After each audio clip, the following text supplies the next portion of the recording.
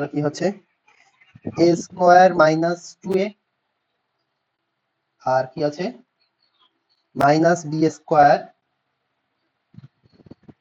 Plus 2b। তাহলে এখানে একটা ছোট্ট কাজ করে নিতে হবে, তাহলে তোমার অঙ্ক হয়ে যাবে। ছোট্ট কাজটা হচ্ছে এই এরকম করতে হবে, এই a স্কয়ার আর মাইনাস b স্কয়ারটা কাছাকাছি রাখো, আর বাকি যে দুটো পড়ে আছে এই মাইনাস 2a তারপর প্লাস 2b লিখে দেবো। তাহলে সবগুলো লেখা কমপ্লিট হয়ে যাবে আমার। Minus 2a plus 2b। দেখো উপরের লাইনের সঙ্গে নিচের লাইনের কোনো পার্থক্য আছে? সবগুলোই কিন্তু লিখেছি, শুধু একটু সাজিয়ে লিখেছি। a স্কয়ার লিখেছি, মাইনাস b স্কয়ার লিখেছি, তারপর মাইনাস 2a লিখেছি, আর প্লাস 2b লিখেছি। এবার বলো প্রথম দুটো থেকে আমার সুন্দর সূত্র পড়ে যাচ্ছে, পরের দুটো থেকে একটু কমন নিলেই হয়ে যাচ্ছে।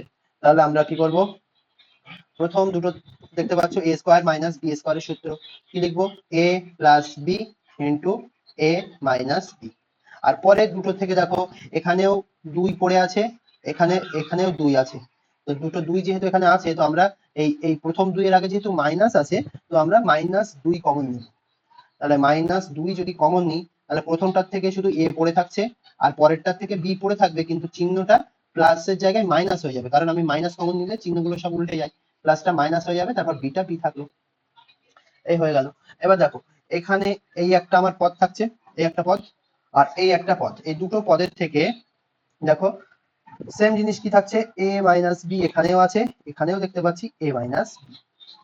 তাহলে এই a মাইনাস বিটা কমন নিয়ে নেব, তাহলে কমন নিয়ে নিলে আমাদের কিন্তু অঙ্ক কমপ্লিট।